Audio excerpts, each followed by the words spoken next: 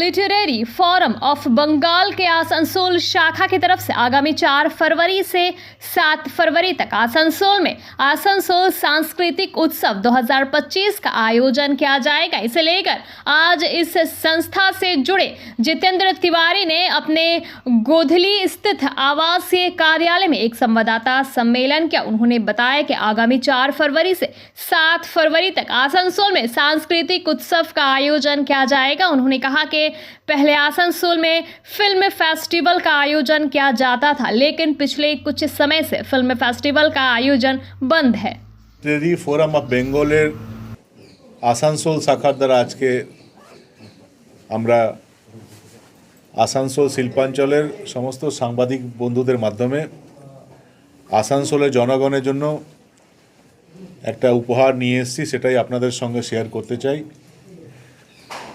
নতুন 2025 সালে আসানসোল সাংস্কৃতিক উৎসব 2025 আমরা আয়োজিত করতে চলেছি।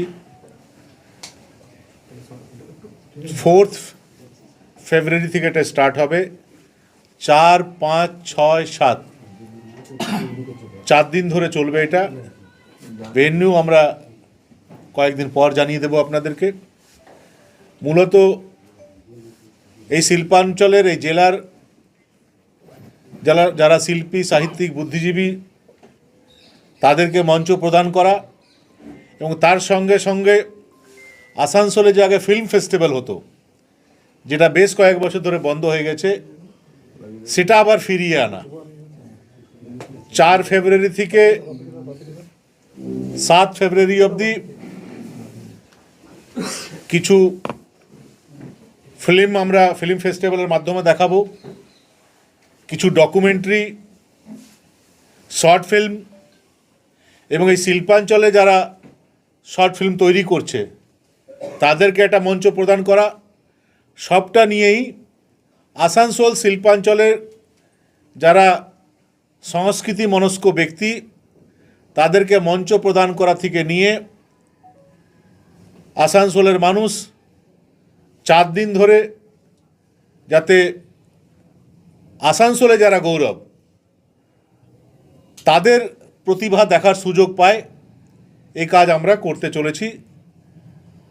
4 ফেব্রুয়ারি থেকে 7 ফেব্রুয়ারি 4 দিন ফিল্ম ফেস্টিভ্যাল হবে, কবিতা উৎসব হবে, আবৃত্তি হবে, পেন্টিং হবে, অন্যান্য যা শিল্পকলা বলতে বোঝায় সবটাই আমরা এই শিল্পাঞ্চলের মানুষকে উপহার দিতে চলেছি।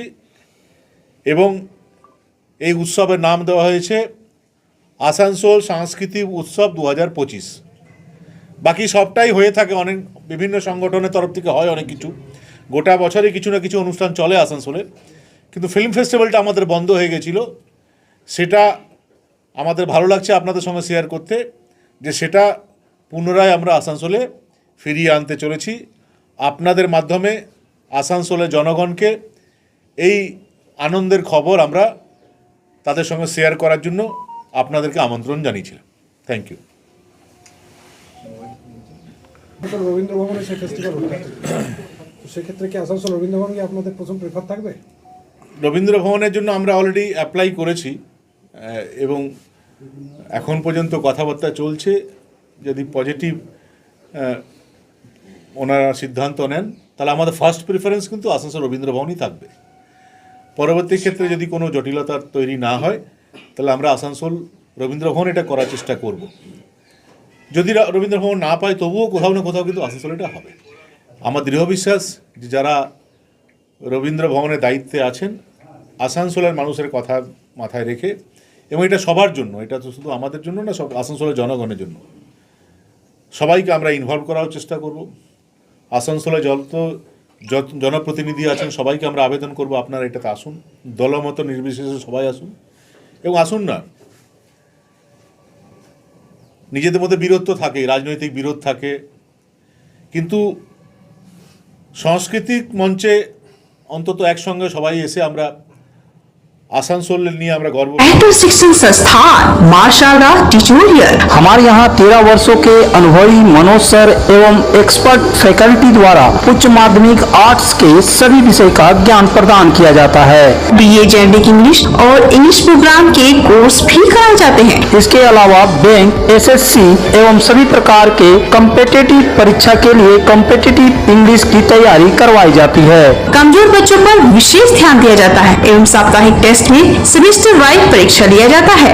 इसके अलावा केएनयू से बीए के कोर्स भी कराए जाते हैं। तो अपने उज्जवल भविष्य संवारने के लिए आज ही नामांकन कराएं। मां शारदा ट्यूटोरियल, नरसिंहबान, मल्लिकपाड़ा, बालाजी धाम के विपरीत बनपुर। विशेष जानकारी के लिए कॉल करें 7584879476 या 9382270423 नंबर पर।